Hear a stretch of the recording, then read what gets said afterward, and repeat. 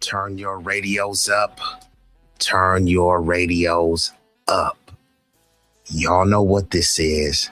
Y'all know who this is.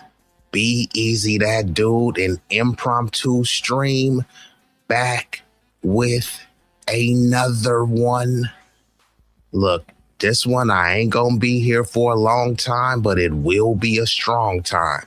It's gonna be a banger. So I don't like to keep y'all waiting, and I am kind of pressed for time. I do have some time constraints. So before we get this thing started, you know, I gotta hit you. If you know the song, sing along.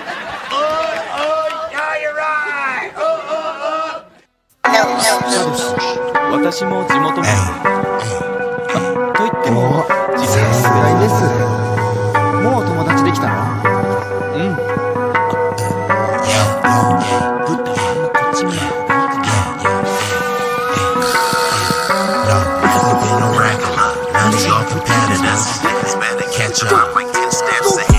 This promethazine got me leaning like a cholo. In the club, I'm 20 deep. I don't be riding solo. Pull some bad bitches, they vanilla and cocoa. They wanna take some photos when we kick it out in Soho. Chicks are showing tits and popping pussy for my promo. Told them like juvenile, baby, move it for me slow-mo. Then I'm right back to the block, cause I keep getting modo. I be flipping, not shrinking. I don't give a fuck about no ho. This nigga name ain't D-Lo, but pimping these bitches and stacking this bread forever be my stilo. This is B-Eazy, that dude in the trap making pass smooth. If I ever go broke, then I'm about to pull a jack move. Since a nigga healthy, I don't even gotta worry. With my bitch from Fiji, eating tandoori and chicken curry. That ism is really indie.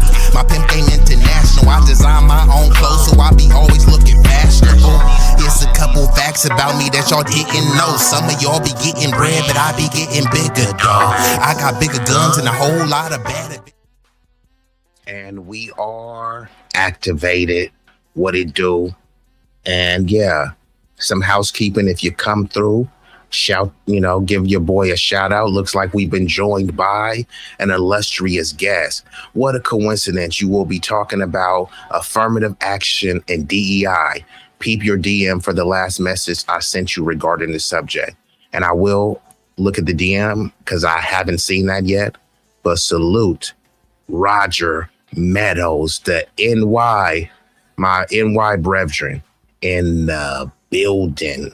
Now let's just go ahead and get right into this, because like I said, I won't be here for a long time, but I will be here for a strong time. Now, just in case y'all haven't heard, let me give y'all an overview of what happened. There was an ICE agent. ICE is the Immigration and Customs Enforcement. They fatally unalived a 37-year-old white woman. I know people will say, well, why do you have to make it about race? Well, this is about accuracy and specificity, right? Or I can say a 37-year-old American woman, if that makes people more comfortable. So they're launching a large-scale enforcement operation in South Minneapolis, and this is sparking a lot of tension from the federal and the local officials. So I'm going to give you all the details of the incidents before I play the video. So the shooting occurred Wednesday morning today, depending on what time zone you're in, during what federal authorities describe as part of the largest immigration enforcement operation in Minnesota to date. Thousands of agents were deployed across the state. And it ultimately led into the demise of this 37-year-old woman. So federal officials, including the Department of Homeland Security, stated that the officer acted out of fear for his life and characterized the victim as a rioter. Where have we heard this before? So once again, when these ICE agents, when they have all sorts of backup, they have advanced weaponry, they're still somehow fearing for their life. I mean, some would call that a crock of you know what, but, let's commence. So in contrast, Minneapolis Mayor Jacob Frey rejected the self-defense claims, highlighting discrepancies in the accounts and raising concerns over the circumstances of the shooting. So the context is this operation involved hundreds of agents already active in Minnesota over the past month, and an additional 2,100 federal agents are arriving this week to support enforcement efforts. The incident has attracted national attention due to the scale of the ICE operation and the fatal outcome of the civilian encounter. So the current status of this, investigations into the shooting are ongoing, with local and federal authorities reviewing the evidence surrounding the incidents. Public statements emphasize contrasting narratives of self-defense, disputed actions, signaling that further developments and clarifications are expected. So this overview is just to basically capture the main facts, and I'll play this video. And this video is from CNN, Jake Tapper. There will be a moment where I have to kind of put up something on the screen because I don't want YouTube. I know YouTube is super sensitive. They will allow Jake Tapper to show this, but not me. So let's get into the video. And breaking news.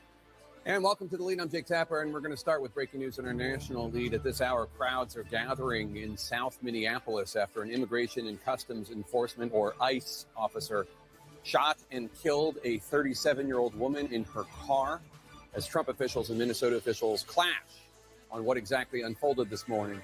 But before we lay out what the Trump administration is claiming, we want to actually show you and walk you through the actual video.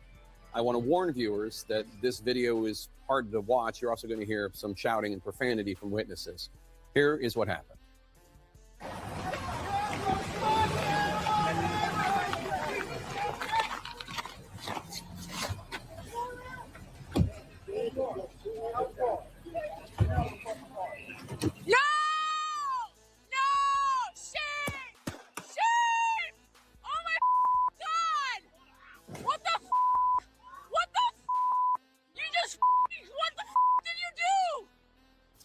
There you could see the driver, after being shot, losing control of her car, crashing into cars parked on the left side of the street. And then you hear the witness yelling, "Shame, shame," at the ICE officers. We also see video of the car on the driver's side where a different bystander is checking on the victim. Again, we're going to show you a different video. This is going to be graphic, and you're going to see blood.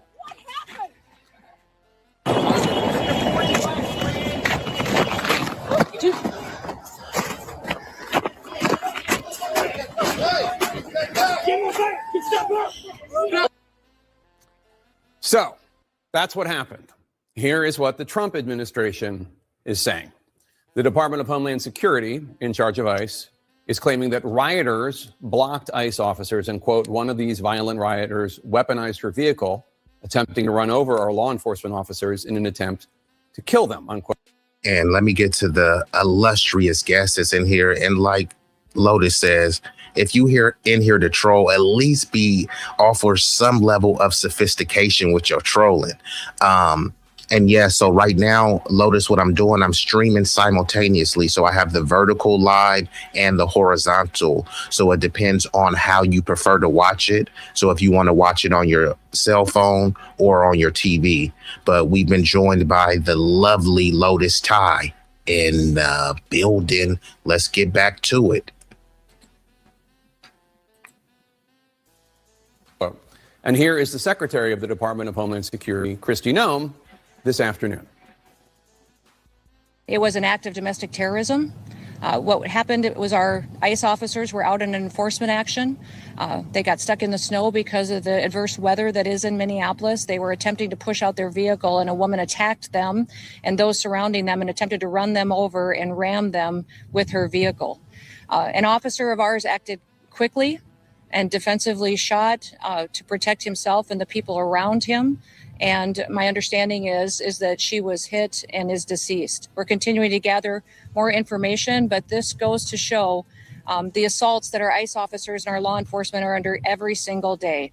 These vehicle rammings are domestic acts of terrorism. We're working with the Department of Justice to prosecute them as such. We obviously do not know what the pending investigations will reveal about this shooting, but to anyone with eyes, it's clear the Secretary's Noam's description is abjectly false.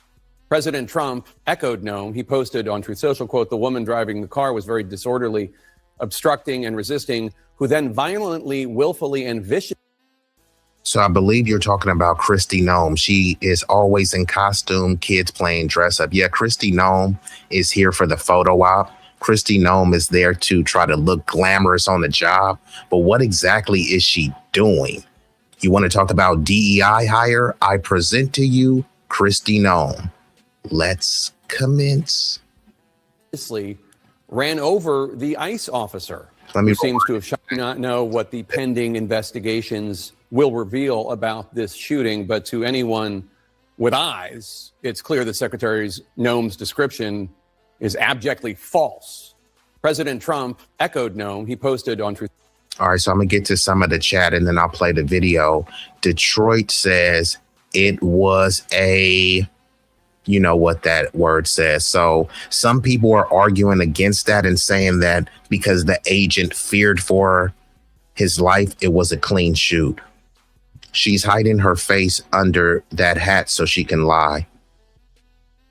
Yeah, well, this administration, I mean, all politicians, it's in the name, right? Politrix, politician, all of them are lying, and she's no different. Even though she's not a politician, she's, you know, in cahoots with a political regime who has a propensity for lying. Social, quote, "The woman driving the car was very disorderly, obstructing and resisting, who then violently, willfully, and viciously ran over the ICE officer, who seems to have shot her in self-defense," unquote.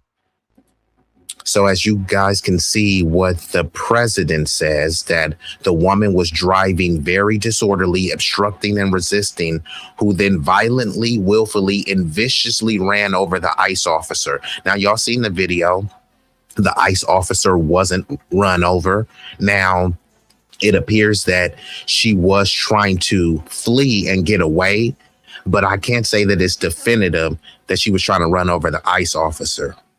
And then he's starting to hedge, right? On here, he's saying that she violently, willfully, and viciously ran over the ICE officer. Maybe there's another video. I haven't seen the video of the ICE officer being run over. And then he says, who seems to have shot her in self-defense. So did she need to be shot? Could they have just shot the tires, right? Was that not an option? Did he have to unload into her chest and her flesh? Or could the officer have just shot the tires? I'm just asking. They're trained to shoot, right? They're trained to shoot with precision and accuracy. So couldn't they have precisely shot out the tires and then arrested her while she was still breathing?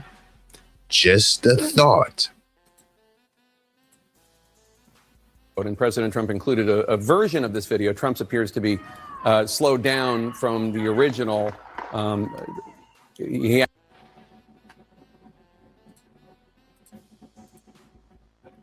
Okay, so that's pretty much the video right there. There are a lot of people covering this, but I would want to know what the chat has to say. And like I said, if you're going to troll in the chat, at least have some level of sophistication with your trolling, because I'm sniping cats out the chat. Why are they engaging citizens? You would have to ask the ICE agents. Are the citizens engaging the ICE agents? Is it both?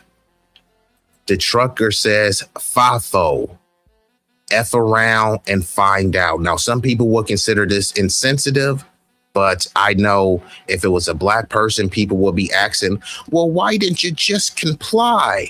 You know, so some people are asking the same thing. Why didn't she comply to lawful orders? This doesn't justify her being unalived, but is that a fair question to ask? She effed up. Unfortunately, she did. It was a fatal mistake. I don't think she was trying to mow down the officers, but doesn't really matter because the officer claimed that they feared for their life, and that's enough to dump some hot lead. What about the thought of not trying to flee? Just the thought. Yes, she could have tried not to flee. I'm not saying that would have been a guarantee that she still would have been alive. However, I think her chance would increase exponentially that she wouldn't have been unalived. And not only that, I don't really get the point of this protest. Like, what was she hoping to attempt? She was blocking traffic. And what, does she think that they're not going to send more ICE agents if she blocks traffic? And Lotus Tie seems to Lotus Tie is on team FAFO. She obstructed justice. So I have to look at it through a complete lens, right? If you take out this person, if you take and you swap it with another race and another gender, people would be saying, hey, what do you expect? The officers feared for their life. Hey, what do you expect? He or she didn't comply with lawful orders. This is what people say all the time. So I don't know why this case should be any different. Another one down for us Democrats. When you say another one down, what do you mean? Another body down or what? Where's the Black Lives Matter? Where's the White Lives Matter? Actually, where's the All Lives Matter, right? Because we're in a nation and we don't see color. So where's the All Lives Matter? That should be a more appropriate question. Where are the feminists at? The feminazis, where are they at? If she was YT, she felt entitled to be able to leave whenever she wanted. Yes, she was YT, a 37-year-old W woman. She felt entitled to block the road. She felt entitled that they said, hey, get out the car. And she said, you know what? I'm up out of here. And then, unfortunately, they got her up out of here. The out of here is the earth. And it's unfortunate. She didn't deserve to be deleted. She should still be here today. But unfortunately, some people say if you play stupid games, y'all know the rest. And you keep saying FAFO. I'm seeing a lot of sentiments in the chat that say FAFO. So this is unfortunate. You know, I mourn and grieve for the loss of life. But unfortunately, it just kind of is what it is. So we've been joined by my New Orleans family, the 504 boy. Whoa, they Braxton in the building. So let's just get right to the next topic.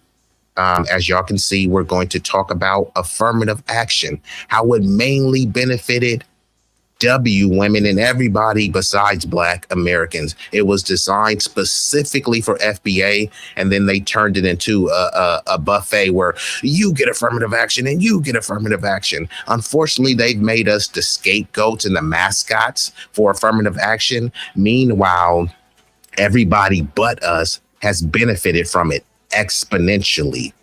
And we're going to get into this video. This video I will be reacting to is from a OG content creator who goes by the name of Lady Boulay. I've reacted to her content before because she's usually spot on with her analysis. So we're going to get right into that video.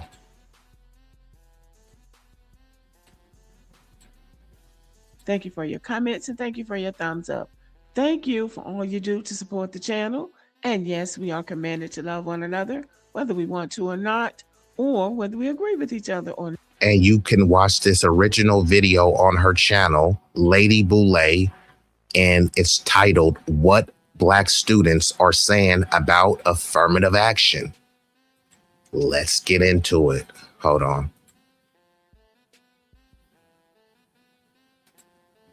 Not. And today I'm talking about affirmative action. Affirmative action was weaponized against us.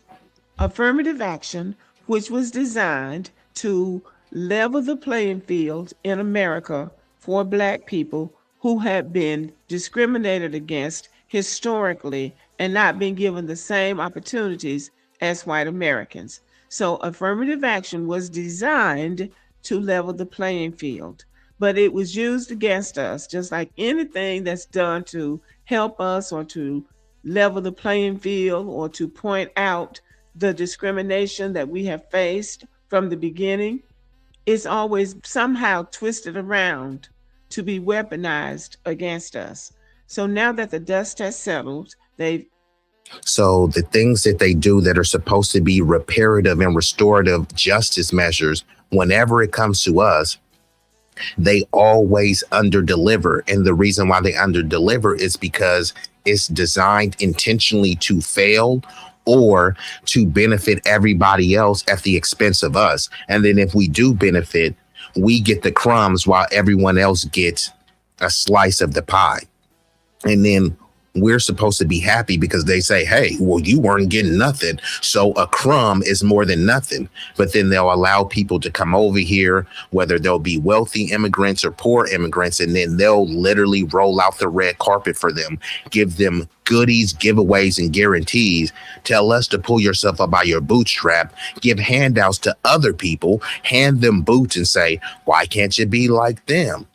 Well, if you give us the same opportunities, the same handouts, and if you discriminate less like you're doing against them, then yeah, maybe the numbers would be greater, but our accomplishments have come despite that. None of these other groups have been targeted like us. Have people been discriminated against and prejudiced? Yes, that's a way of life, but there hasn't been overt systemic targeting of these other groups. Not in large numbers, because many of these other groups up until now, many of them have always identified as white. They've been brought here to be a buffer group. That's all. But let's let some more of the video play. Ended affirmative action. Life is still going on as usual. Black Americans, especially Black students, are now taking a whole new view of affirmative action. And I think it's very healthy. And it's definitely amusing. So I came across this on TikTok, and I thought I would share this with you. If you're Black, top institutions are literally giving you top grades. I had this one calculus exam, and I didn't know shit about anything. I don't know what a derivative is, and what the fuck is an integral? An area under a curve? You mean like a triangle? I don't know. So anyways, I just put on the exam that I'm an African American, and then that's really all I put. I got a B+ in that class. The first time I watched this video, I didn't get it. Then I watched it again and still didn't get it. So I read the comments, and then I realized he's making fun of the people who think that Black people are getting into Ivy League schools just by being Black. So he's making a point. I took a calculus class. I didn't know anything about calculus, and I got a B+. That's what the people who are against affirmative action are saying about Black students. So he's just basically mocking them, making fun of the fact that you think I can go to an Ivy League school and make good grades just because I'm Black. What a fool you are. That's what he's saying.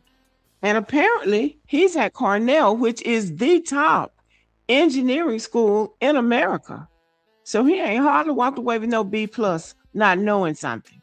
Anybody that knows anything about math knows that you don't just walk into a calculus class. Yeah, so there's this narrative that, okay, and this dude is doing a satirical video saying that he got a B+ in calculus at Cornell University.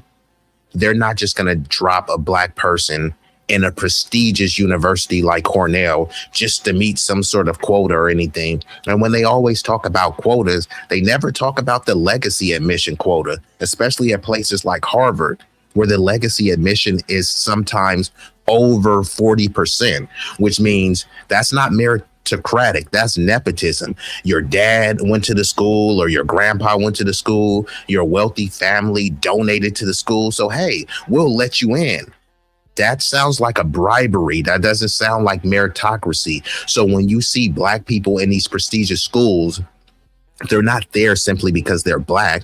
And if there is a racial quota, there's only racial quotas because before they were explicitly discriminating on people just because they're Black. And now that they implement affirmative action, which doesn't even really benefit FBAs mainly, if they do get a Black person, it will be some foreign immigrant person to say, hey, look, they're Black too, you know, even though it was some Nigerian prince, they'll say, hey, look, we are trying to help Black people, but it wasn't designed for the global diaspora. It was designed to specifically help the targeted demographic that was disenfranchised, which is and was foundational Black American freedmen. So they came later to try to say, no, this is not for y'all, even though we targeted y'all. This is for minorities and marginalized groups that weren't even being targeted to this on the scale that we are. So once again, they use our pain and our plight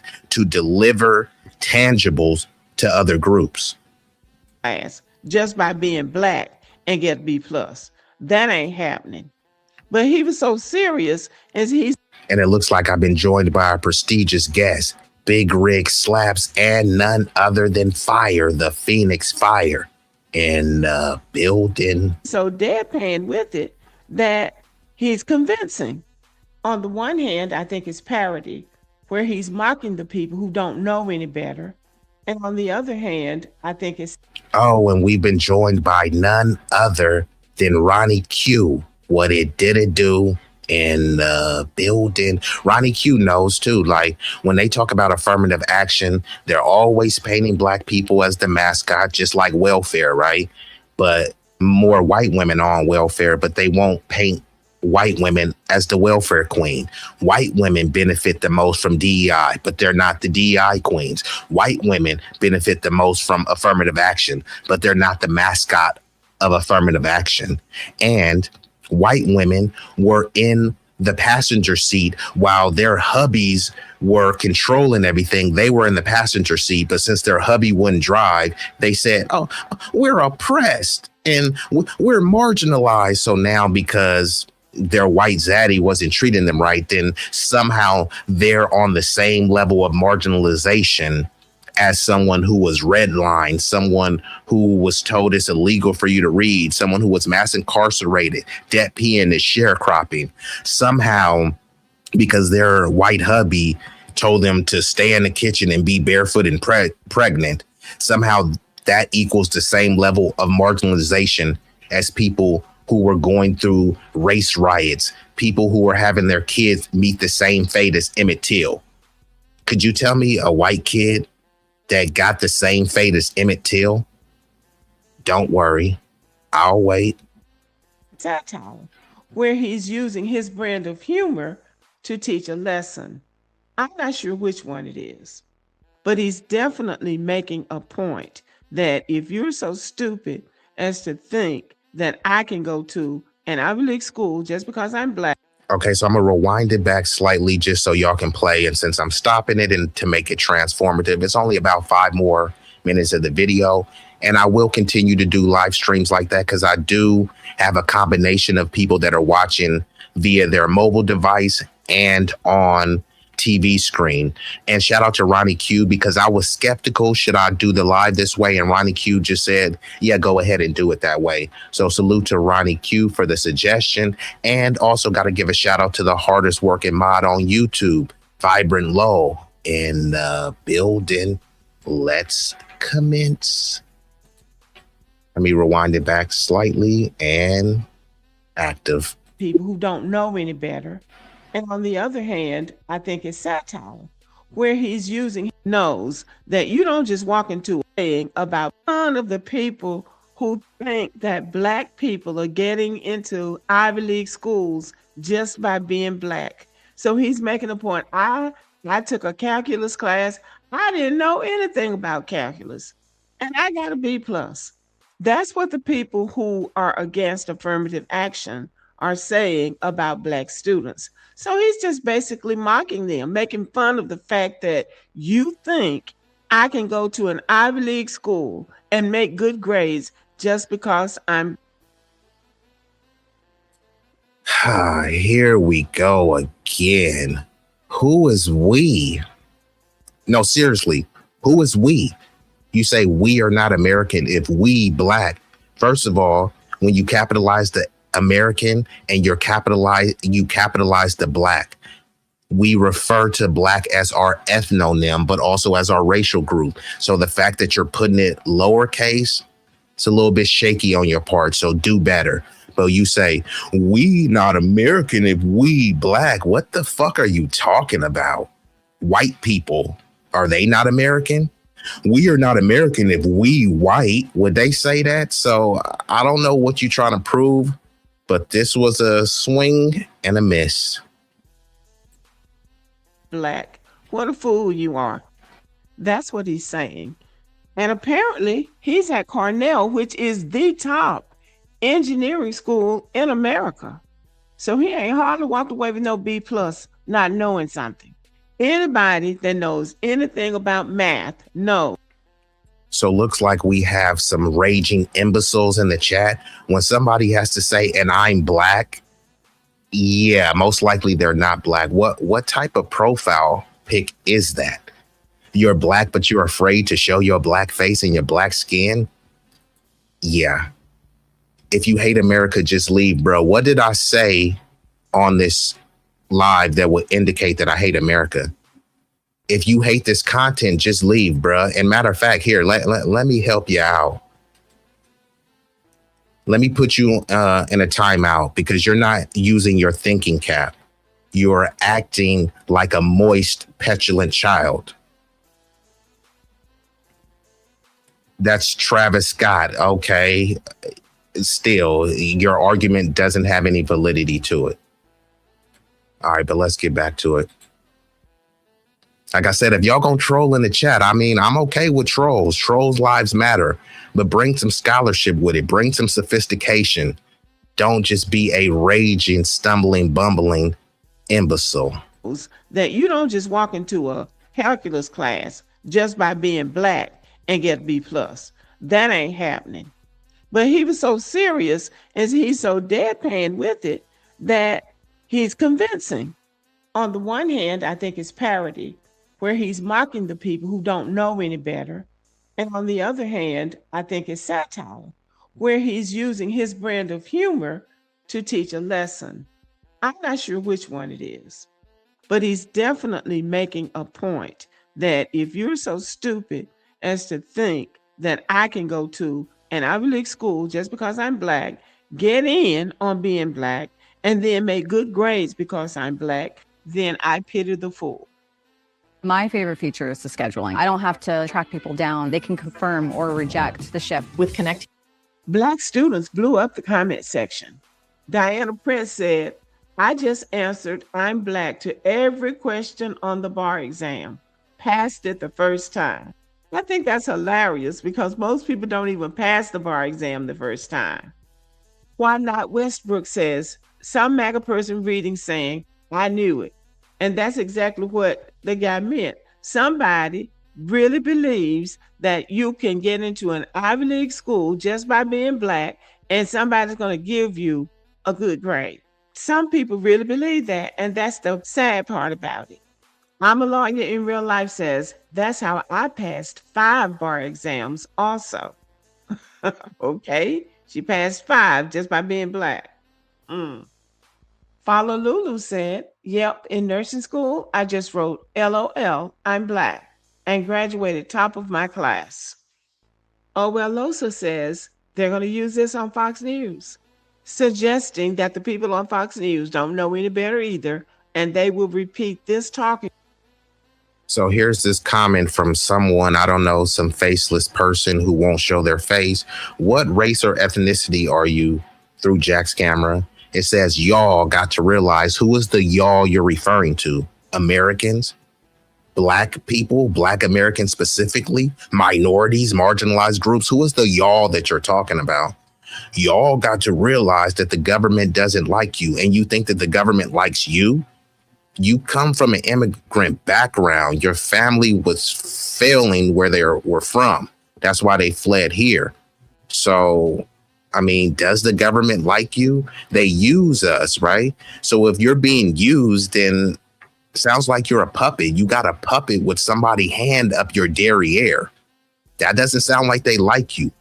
Sounds like a useful idiot.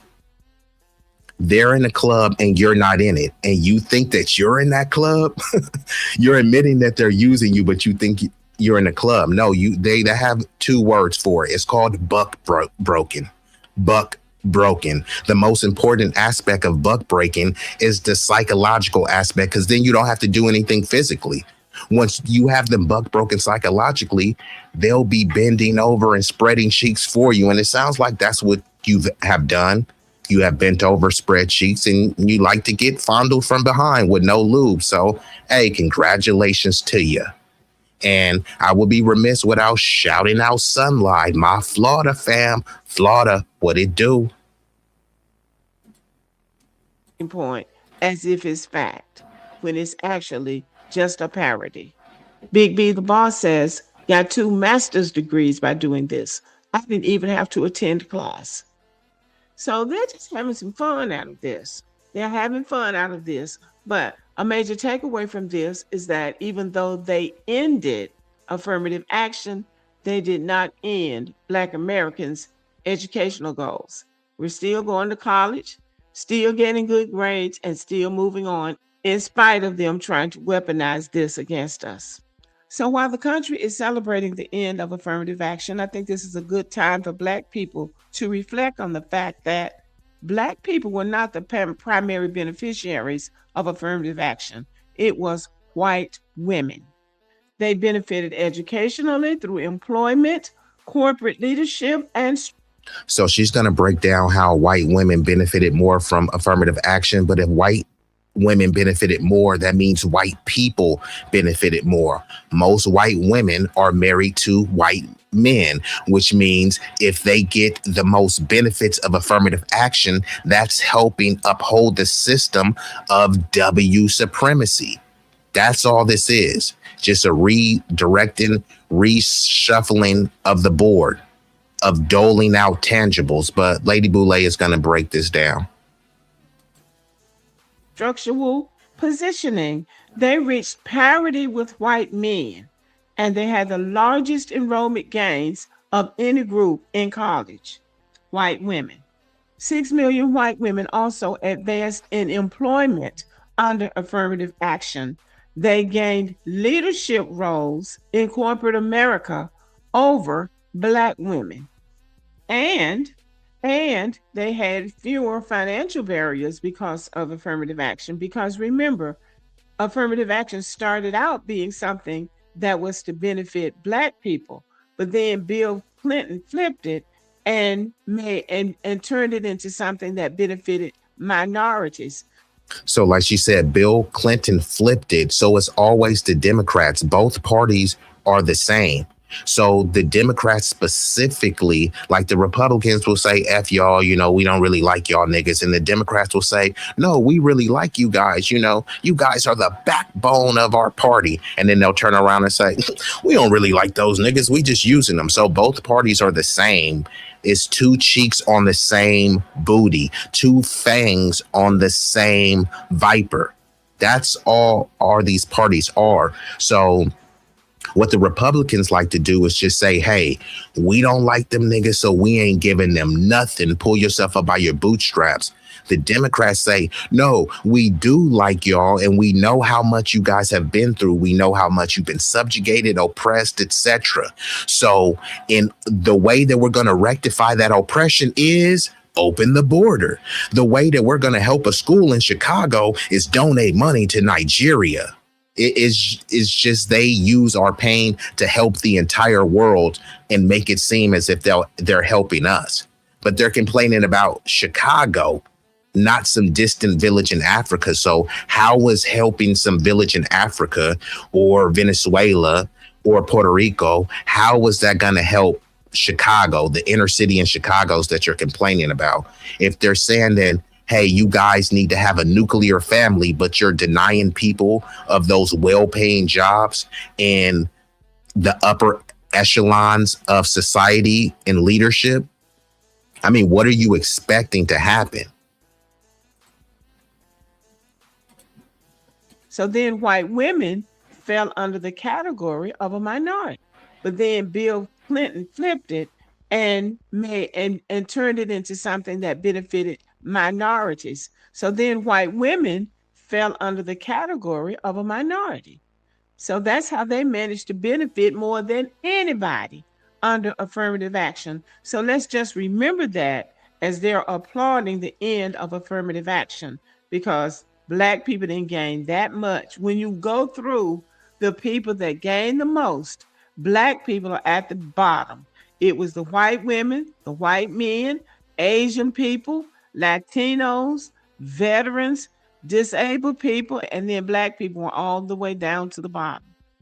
So listen to how many other groups are ahead of us. So if there's a gay white dude, he's eligible for affirmative action. If there's a white dude who breaks his leg and now he's handicapped, he's disabled, so he's eligible for affirmative action. If there's a white dude who says, you know what, I want to be trans, he's eligible for affirmative action.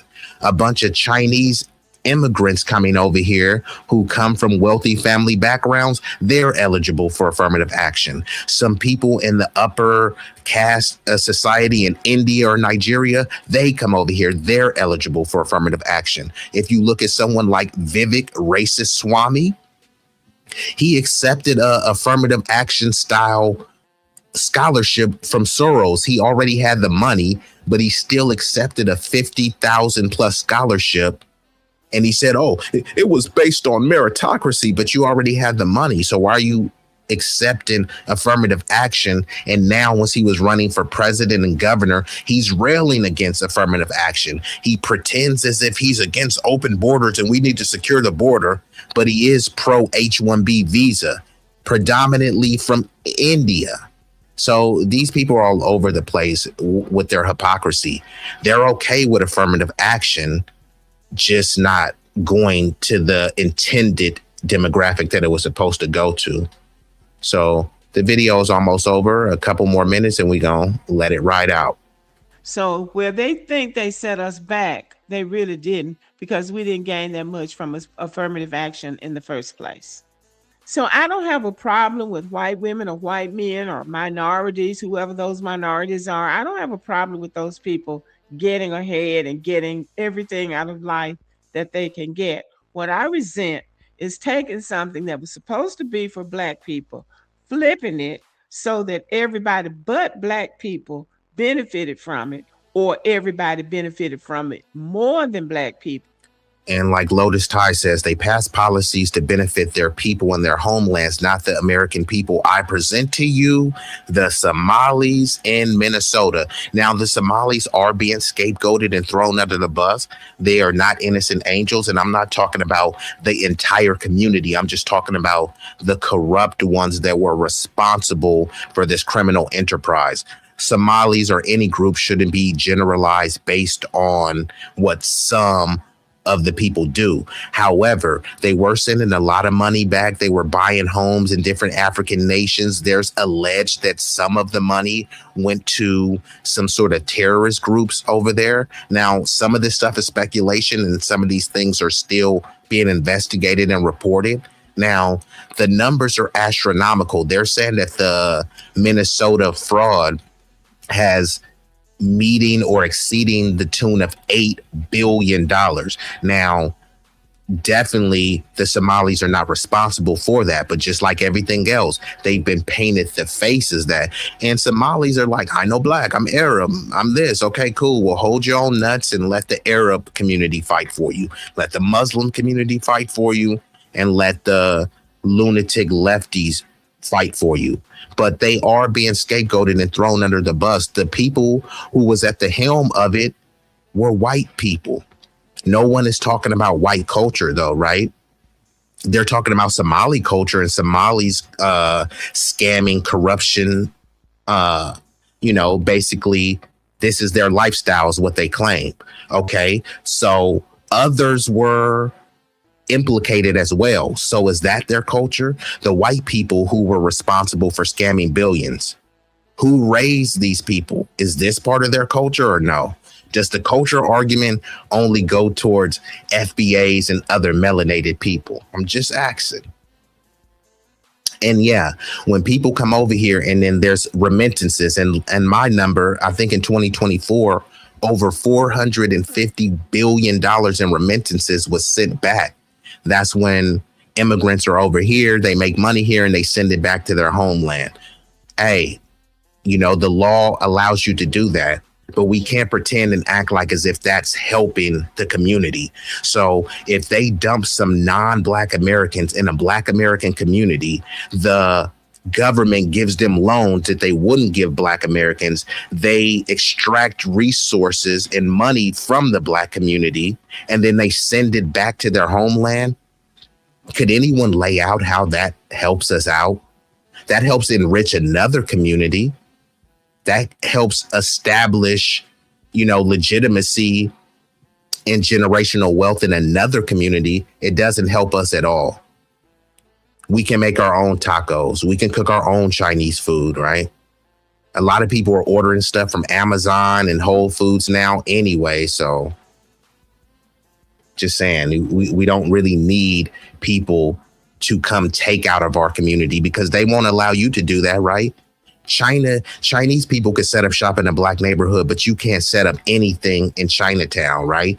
We'll be welcoming everybody. Hey, you guys are people of color. So we'll let them come over here. But then when you flip it and say, hey, look, we're all people of color. Could we set up this Black owned business in your neighborhood? No, they don't want that. And then if you don't want them to set up shop in your neighborhood, then that's somehow xenophobic.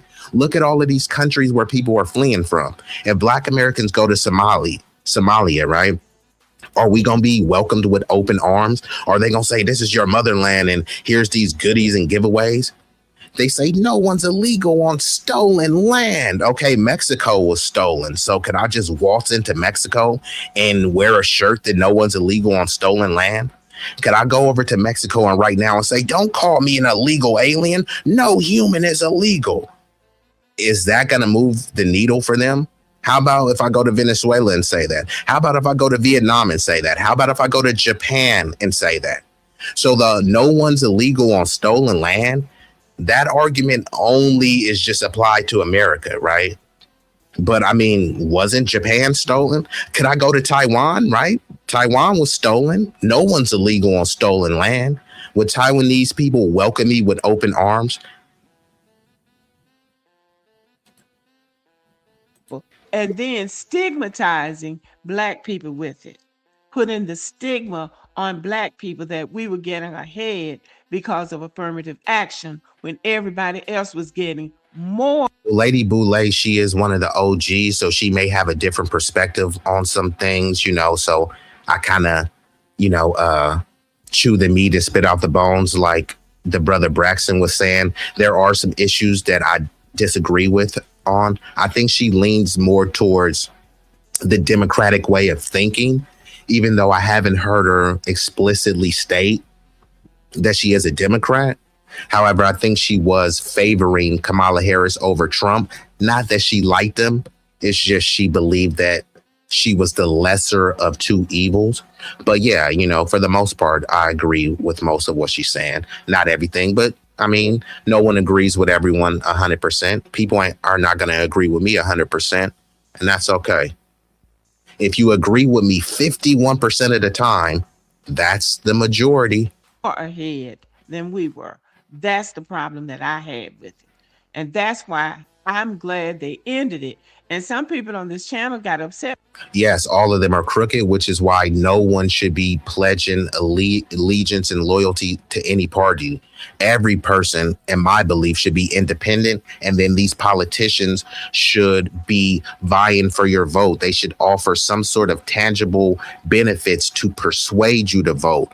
Quid pro quo. This is what the oligarchs and the plutocrats do, right? They're only going to vote for people that have their best interests in mind. So with us, they convince you your best interest is, we don't want trans bathrooms. So that's your best interest to vote for. But right now, is your gas high because of trans bathrooms?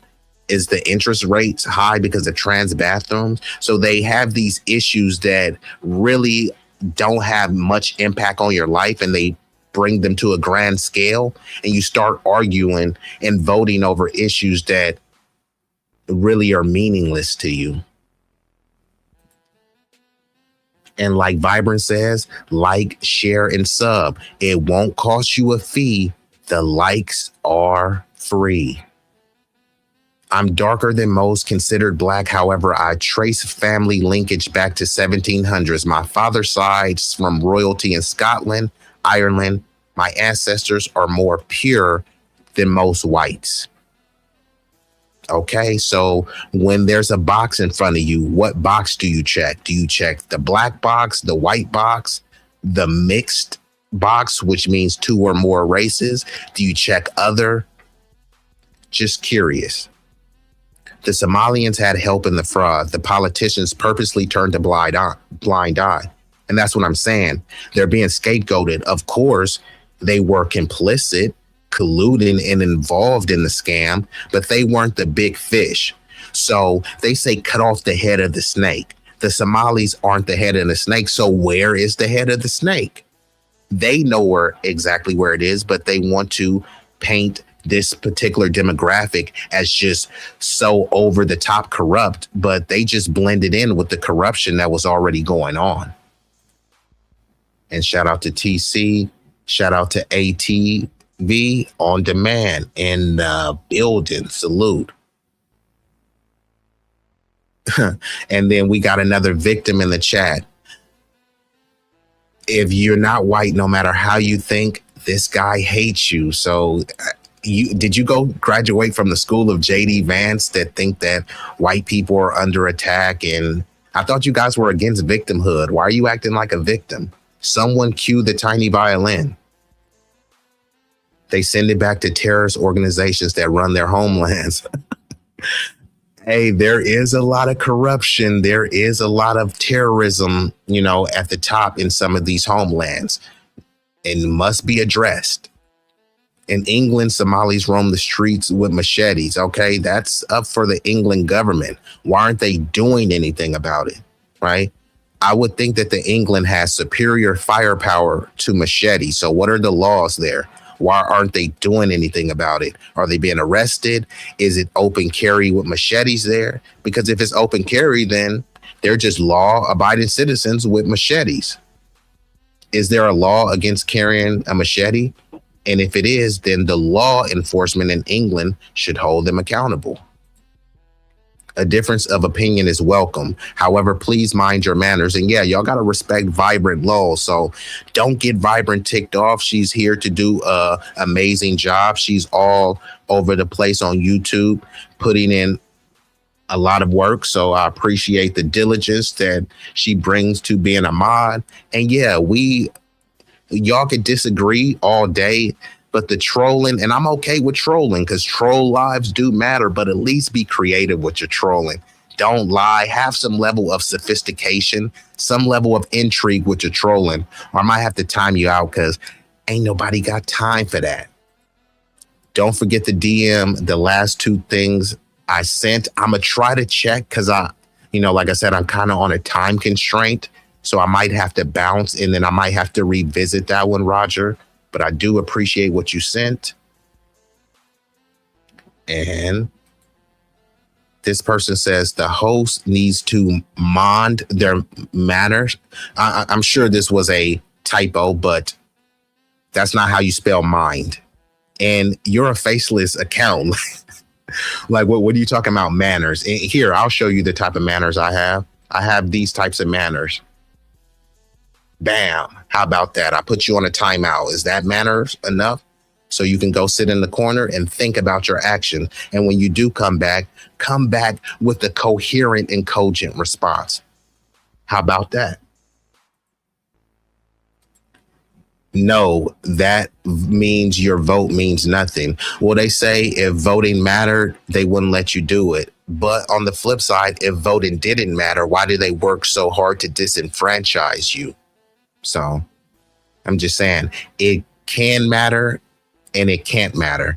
Ultimately, you have to be organizing and building a infrastructure that's allowed you to have some level of sustenance without voting, because no politician is coming to save you. You're not going to vote your way into liberation.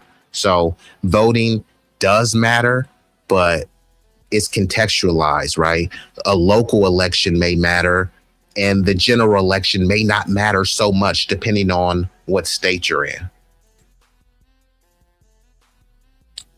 And Fire says, we have conversations here. If you disagree with something, bring your receipts. And Fire is absolutely right. A lot of people will be saying, no, that's a lie. Okay, well then debunk me. Don't just say that that's a liar. Nana boo boo. It's like, yeah, you didn't say where I lied at, right? I'm giving you facts. I'm giving you statistics. And even when I'm making a statement based on the facts that I've already researched. So if you want to debunk me, hey, I don't think I know everyone or everything. No one knows everything. I'm here to teach, but I'm also here to be taught.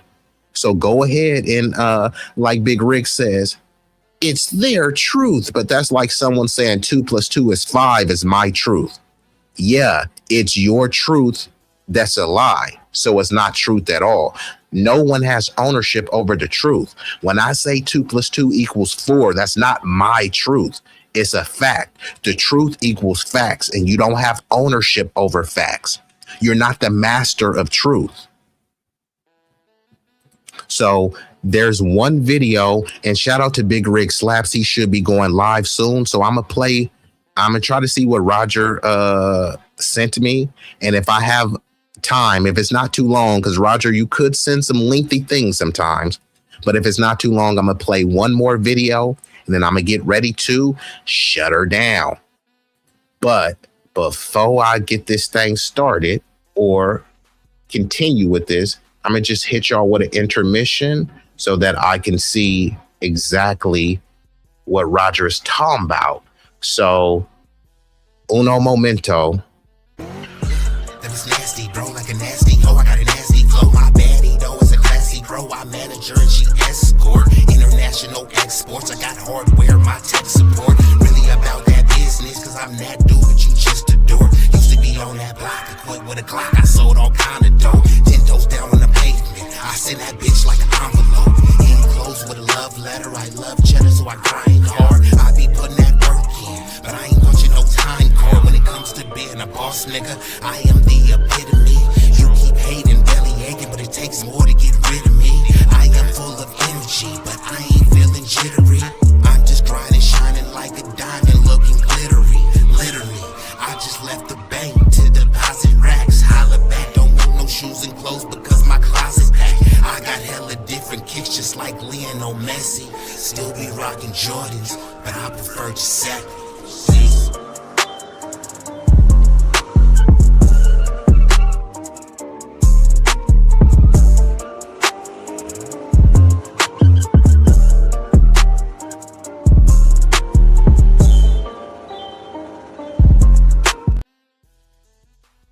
Okay, and we are back activated. So this is a video that Roger Meadows sent me. I believe this was in reference to the segment that I did earlier about the ICE agents. So I'm gonna go ahead and go through this one, and then I'm gonna get ready to shut her down. And I want to thank everyone that's viewing this concurrently and that's watching this on the replay, gang. Y'all can be anywhere in the world. Y'all chose to be here with me, at least momentarily. And for that, I thank you. So let me go ahead and pull this down just so y'all can see this a little bit more clear. And I'll try to enhance it a little bit more. Okay, so let's see what it's looking like. So I'm going to read through this because this was sent by Roger Meadows, and we're going to see what this is saying. Let me just pull these down real quick. And so it says, this is from a page, Longtime History. ICE sends yet another U.S. citizen to the hospital in Minneapolis. For some reason, this story is not viral. That was violently detained and taken to an unknown location. Had a driver's license, a photo ID. Agents demanded more proof. So what more proof do you need? America is a place of equal rights, but that is not how I was treated, he said. I was treated like an animal, and it really hurt me. Welcome to living while Black in America. Emmanuel Saki Issa, Liberian-born naturalized American citizen. There we go. I am a legal citizen, and this is my first time being in handcuffs my whole life. See, this dude thought that, this is what we call a nigga wake-up call. He's from Liberia, so he's like, oh my God, I've never been in handcuffs my entire life. There's many of Black people who were innocent and they were handcuffed, i.e. the stop and frisk. So the fact that he's saying, I'm a legal citizens get detained all the time. So people have this, I don't know, it's kind of a sickness where if someone gets detained, they think that people should be outraged. Well, like, you guys must have never lived in the hood. They detain people all the time. Have you heard the term guilty by association? So if you're with someone who may have been a known gang member or a known felon, then yeah, you getting tossed up too. Is that fair? No, but life is not fair. Fair is a place where you judge pigs and eat funnel cake. The incident occurred in the parking lot of a Family Dollar located in the Brooklyn Park suburb of Minnesota. It says hashtag Dems United. That one gave me a chuckle. No, the Dems are feckless, but let's see. So the headline says, U.S. citizen says encounter with ICE agents in Brooklyn Park landed him in the hospital. So they're showing stories like this because we all Black and we all one big global Negro. So this is supposed to incite Black Americans, FBA. So we're supposed to say, oh, look how they're treating Black people. We won't stand for this. But a lot of us is just saying, that's unfortunate, but it's time for people to hold your own nuts. Whatever racial demographic or immigrant demographic, then yeah, you guys are on your own. And I get it. Some people, they're not used to us not going out there and crashing out for everybody else. So this has a lot of people hurt. But let me play the video and then we'll get into it. But I don't know why this dude is surprised. This has always been happening to Black people since the inception of this country. So the fact that he comes over here and he's a Liberian immigrant, but he's saying, yeah, but I'm a legal citizen. Yeah, but they see you as a nigga. They don't see you as some Liberian immigrant. The only time they do that is when they want to juxtapose your position in the country with Black Americans. Like, here, look at this Liberian or Nigerian or Venezuelan or Korean. They're doing so much better than the Black Americans. That's the only time where they value your lineage. Any other time, they just look at your level of melanin. And this is the land of the one drop rule. I don't really concur with that, but society subscribes to the parameters of that. So this should be his nigga wake up call. Left him hurt and hospitalized.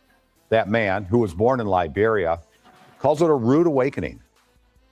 America is the place of dream, equal opportunity, equal right, dreams, based on how I got treated yesterday. Ubali spoke to that man and shows us the video of the controversial confrontation. Okay, I'm gonna rewind this back. I'm trying to take this dude seriously. I don't know why they had this dude greased. Was that sweat? Was that grease? Was that baby oil? Did he just come from a Diddy party?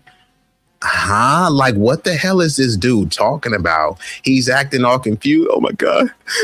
Oh my God. Like, bruh, like, nigga, how long have you been black? But like I said, bro, you're a Liberian immigrant, bro. So he came over here and thought, hey, since they let me immigrate into this country, that what they're gonna roll out the red carpet for you and treat you the same way that they've been treating the white South Afrikaners? Like, nah, bruh. This should be your nigga wake up call. And bruh, I don't know if that was baby oil, but like somebody wipe me down. Cue to Webby and Bootsy. That man, who was born in Liberia, calls it a rude awakening. America is the place of dream. Equal opportunity, equal right, dreams.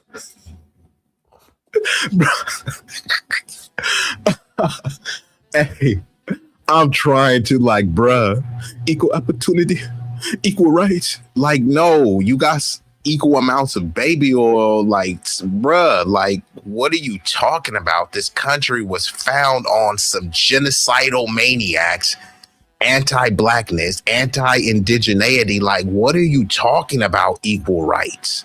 Seriously, bruh. See, and this is what people, when they talk about the American dream is for immigrants. When I grew up, the American dream was for Americans to live in a white picket fence house that you own.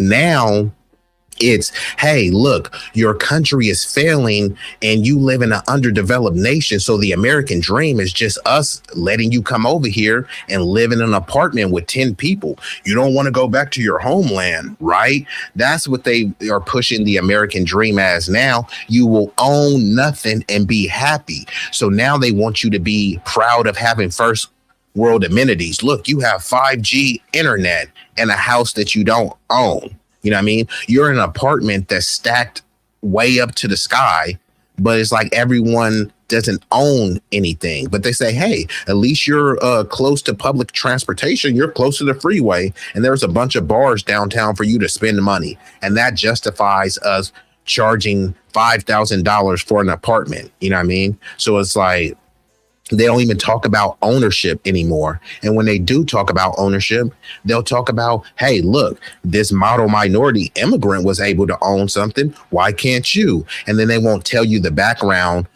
of the immigrant was like Vivek Ramaswamy, who comes over here and both of their parents are doctors, or Kamala Harris comes over here. Both of her parents are, you know, very wealthy or working wealthy positions, right? So yeah, unfortunately, the American dream is just for immigrants now. Was it a rude awakening? America is the place of dream. Equal opportunity, equal right, dreams. Based on how I got treated yesterday. And I hear you, Fire. I tried really hard to not make the joke because I get it. This is no laughing matter. But dag nabbit, man, let me try to. I mean, man, this bro is moisturized. And I'm just trying to figure out, was this oil? Was he crying or was he sweating? I just want to know what y'all think. Based on how I got treated yesterday. Ubali spoke to that man and shows us the video of the controversial confrontation. Cell phone video shows the encounter between Emmanuel Saki and federal agents outside Family Dollar in Brooklyn Park. Started saying, oh. So Roger says we've been American citizens since 1868. Yeah, this was on paper, but prior to that, we were citizens. It's just we weren't being recognized as citizens because we were voting prior to that. In many states, I know New Jersey, they were voting up until 1807, and then they actually put in laws to block us from voting. So we were voting prior to 1868. It's just they weren't recognizing our full humanity, but we were participating in, you know, the civic process in terms of voting, running for office, business ownerships and things like that as well. Now, it wasn't every state, but it was some say between 4 to 7. I've seen numbers as high as 11 states, but I think it was closer to about 4 to 7 states that we were allowed to vote prior to the 13th Amendment. And don't take my word for it, look it up. And that's one thing that kind of grinds people gears, is because we're not immigrants, and that's why they like to keep pushing. We're a nation of immigrants. And it's like, there's nothing wrong with being an immigrant. It's a beautiful thing. Some of my best friends have an immigrant background, and the same talks that I have on here is the talks that I have with them. And in fact, in California, the immigrants are super hard line against the border. You know what I mean? I'm extremely moderate when it comes to my position on the border. Many of them are just straight right wing. You think I'm lying? Look at ICE,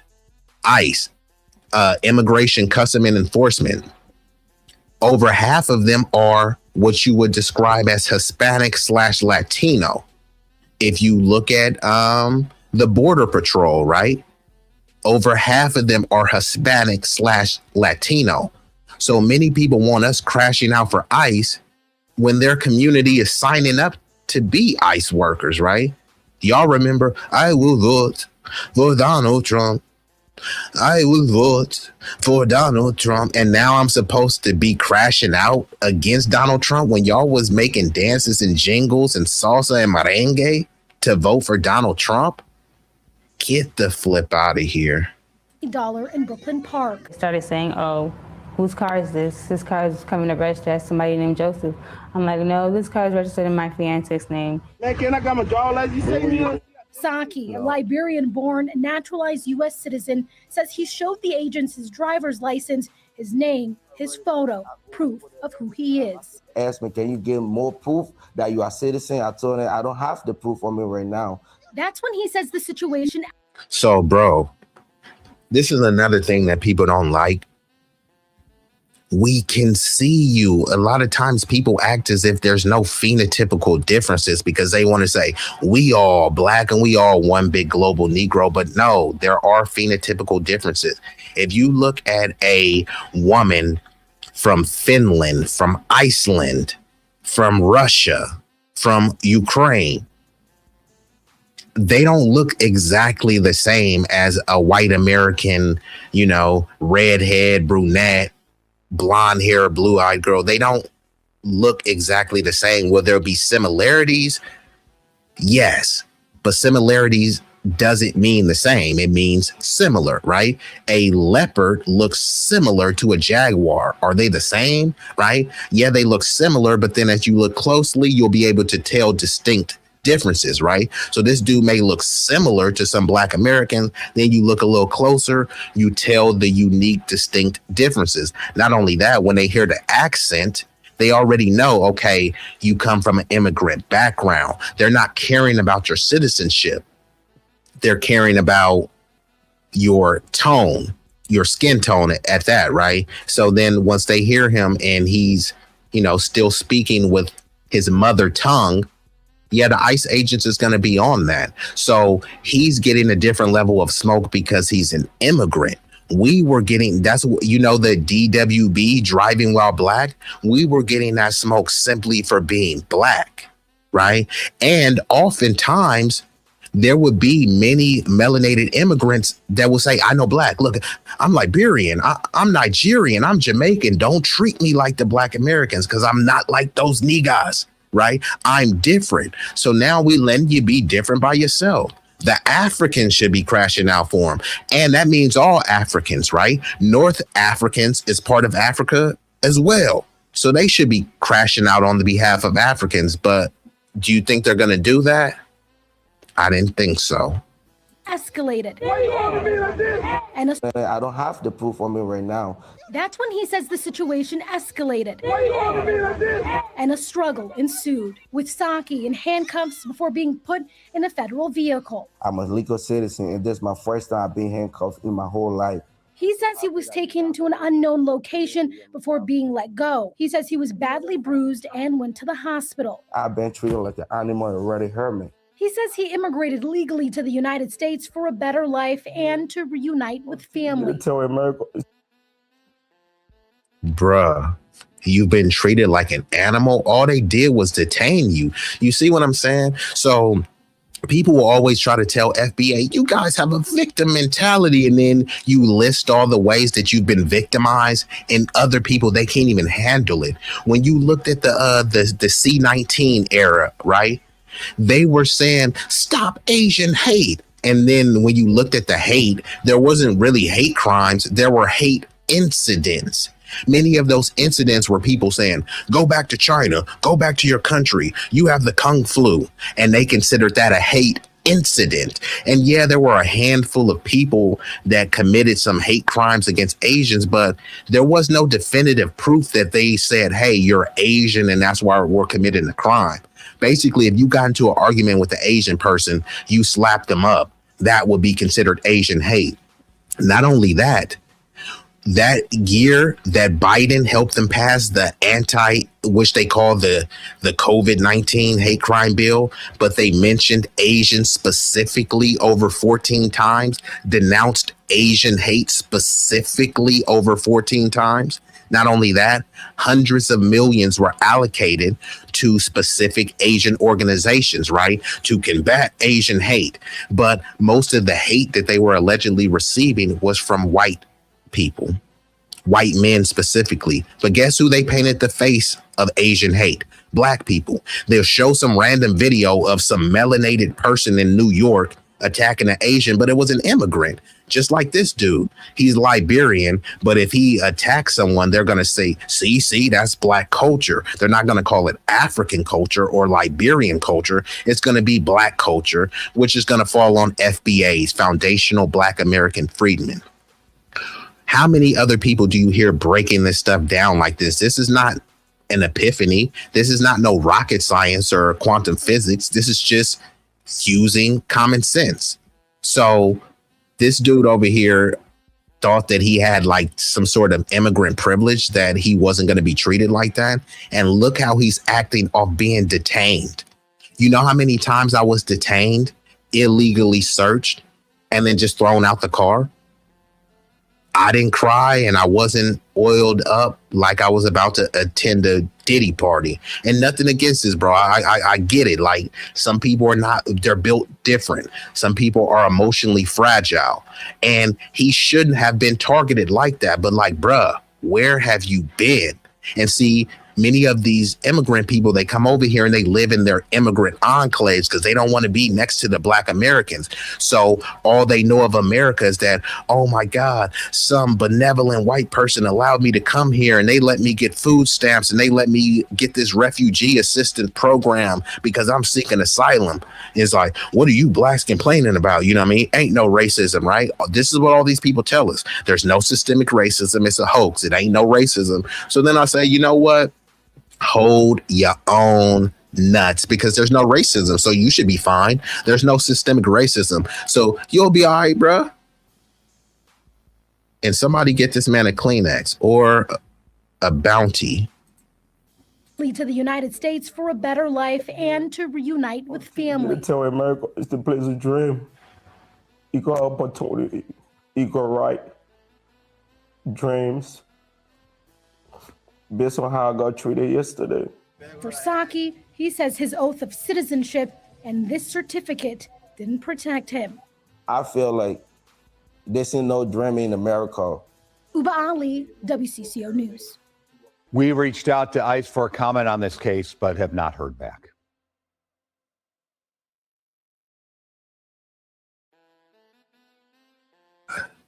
Okay, so that was a video shared by Roger. So salute to Roger Meadows. But yeah, bro got his Liberian wake up call. Bro got his nigga wake up call. I don't know what you was thinking, bro. See, he thought being Liberian in America was going to give him some sort of special privilege. Like, no, bro, you're an immigrant. That's how they see you, as an immigrant. So if they going to be... Red Six said his face was glistening, man. His face was shining harder than Michael Jackson's glove. Y'all know what glove I'm talking about. Bro face was shining shining. You know what I keep in a lining. That's not a joke. It's the truth. What is the truth? I don't even know who you're talking to. And the Lotus Tie, the savage Lotus Tie said, whoa, go home. And unfortunately, many people like to say, death to America. America is so bad. And then I'll be like, all right, well, just go back to your country. You're xenophobic. You sound like a white supremacist Nazi. It's like, now, if I go to your homeland and, you know, start talking bad about the local government, the politicians, the rank and file people and say that y'all lazy and things like that, what do you think they're going to tell me? I would be lucky if all they said was go home. In America today, if you're not successful, the only thing that has held you back is yourself. Well, go tell that to JD Vance, because JD Vance is crying and saying that white men are being discriminated against. So yeah, go tell that to JD Vance, because hey, white people, you're not being held back. Pull yourself up by your bootstraps. And if somebody was holding them back, it would be other white people, white on white economic crime. So yeah, this person, and clearly Critical 509, I doubt that you're successful with that profile picture. Like, bro, what is that? So yeah, look, I think this has been a fruitful stream. I appreciate everybody for sliding through. Fire says even Jerry Garcia called the U.S. xenophobic in the 90s, and you can't even get the old dead heads that turn to admit it. Well, yes, of course, the U.S. is xenophobic. That's why we had to fight. There was a racial quota in obviously specific countries. You see Trump, he's banning a lot of countries. I don't know any of the predominantly white countries. Can anyone list one predominantly white country that Trump has banned? He's banned a lot of African nations. He's banned a lot of countries that have darker melanated people. I just want to know, just name one. All you got to do is give me one predominantly white country that Trump has banned entry into the U.S. It's a plate full of carne asada tacos. I don't know who you talking to or what you're talking about, but you are giving me some hunger pangs, right? A carne asada taco sounds good, but the authentic one, not no Taco Bell. And shout out to TC. But yeah, I'm about to get ready to shut her down. But I just want to interact with the chat. I appreciate y'all. I love y'all. Fire says, thank you, B. Love and blessings to you and yours. We shall proceed strong. Yeah, no problem. Much love to Fire, who I call the Phoenix Fire because she's burning hot. So shout out to her. And shout out to Oregon, my fam in the Oregon, especially the Ducks. Come on, B-Eazy, I believe in you. You got room for one more, the one I sent before that.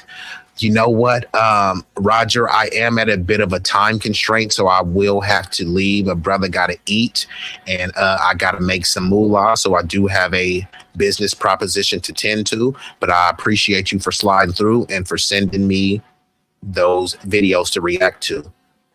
Yeah, I can't name a white country that Trump is banning.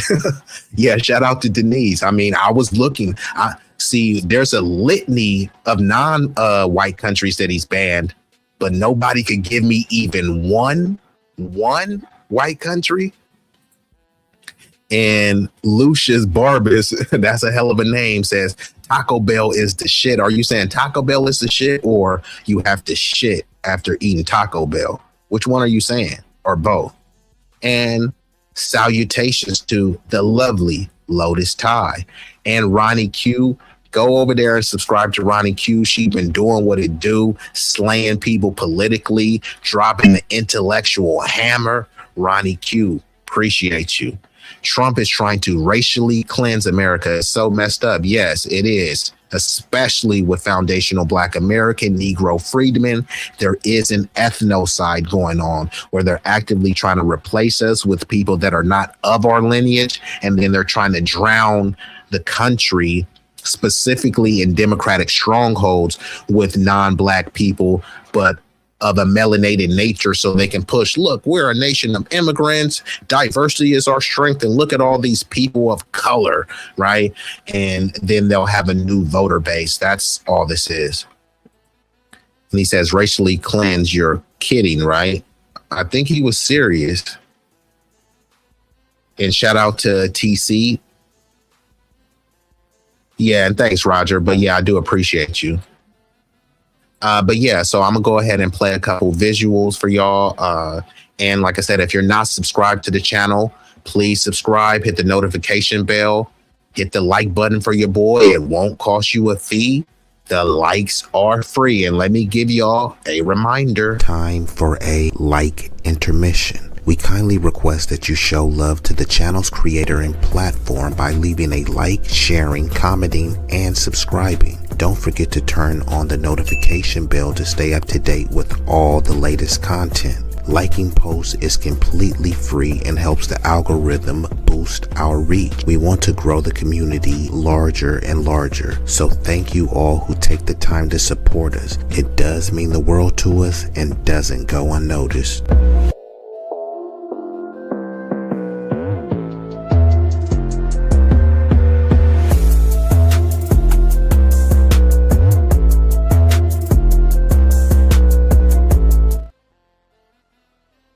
And for those who want to make a contribution, if you say, hey, look, I could pass on that Starbucks. I don't need to go to McDonald's. You know, you can hit your boy on that Cash App. Don't you think it's about time you gave me my money? I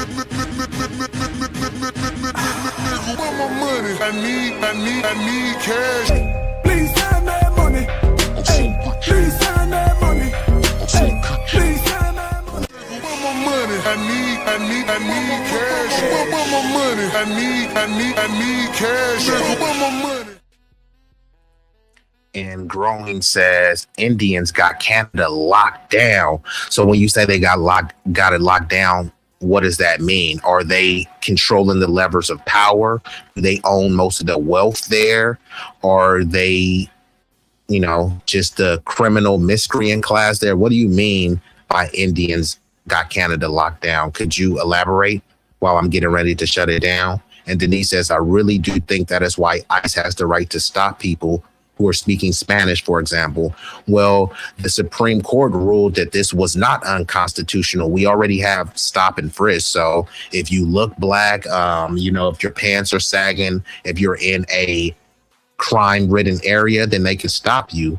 And then they'll stop you because you're black, but they have other mechanisms to say, no, it wasn't because you're black. It was because you're in this high crime area or you were driving a suspicious car. And then if they pull up on you and you can't speak English or you have a strong African accent like this Liberian dude, then unfortunately they might detain you. Canada is 70% white. That guy is probably not even Canadian. Yeah, and it's a lot of European nations that are like 90% white, but because there's 10% melanated people, then they're like, we're losing our country. What are we gonna do? And it's like, okay, if your country is 90% white, why is the 90% white people letting in people, right? Because they won't talk about the declining birth rates, and many of the white oligarchs and plutocrats, they don't want to pay you white people. White people are being sold out by other white people. Just like in the black community, it's a bunch of boule, tap dancing, sambo politicians. They're there to appease and comfort the white elites. They're not there to help black people. So when people look at, oh, look at Jeff Bezos and look at Elon Musk, he might become a trillionaire. Elon Musk is a South African immigrant who doesn't care about America. He cares about his own financial standing in the globe. He's not doing anything to help the working class person. What is Elon Musk doing to help some white people in Appalachia? In Owsley County, Kentucky, which is the welfare capital of America.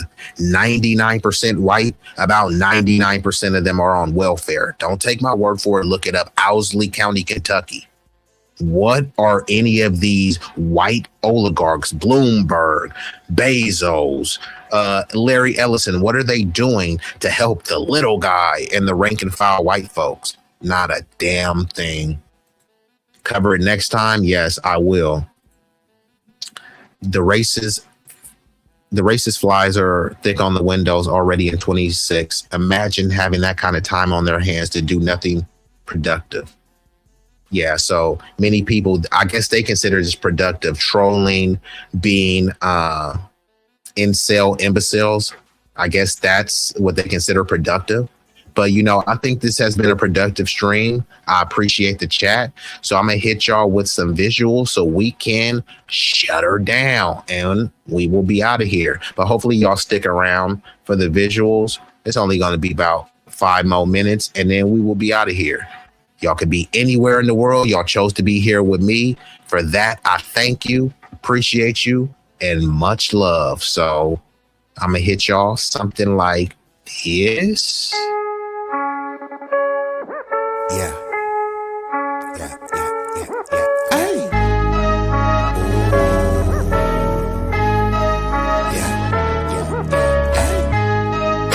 B-Eazy, that dude, yeah.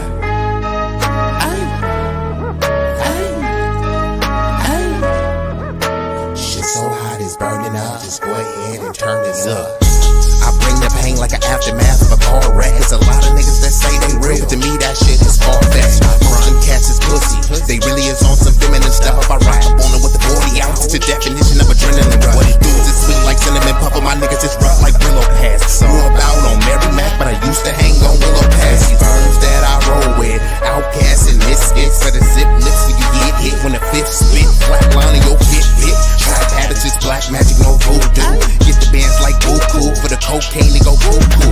Most these niggas is foo-foo, so I'm shitting on them like doo-doo. I can't fuck with y'all like tofu. I'm just saying, man, like Goku. Bad bitches at the house with me watching Netflix or Roku. Fuck them both at the same time, and I swear to God it was so cool. Street legend, real boss, I call shots cause I'm still saucy. I know some G's to the bike crack on Chirac and then fly back out to Millwall. When they hear me flow, they say I be burning up, burning up. Cookies to the draw is what we burning up, burning up. What you ain't know, oh, we burning up, burning up. This shit so hot, it's burning up. Just go ahead and turn this up. When you hear me flow, say I be burning up, burning up. Cookies to the draw is what we burning up, burning up. What you ain't know, oh, we burning up, burning up. This shit so hot, it's burning up. Just go ahead and turn this up.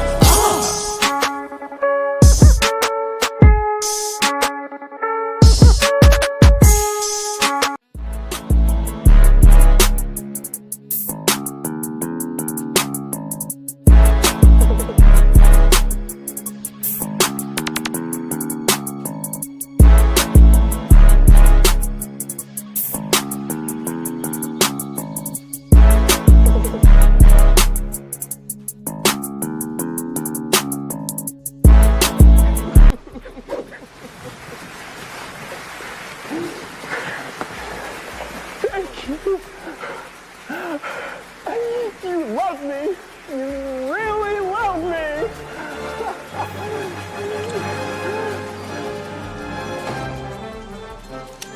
You're not going anywhere.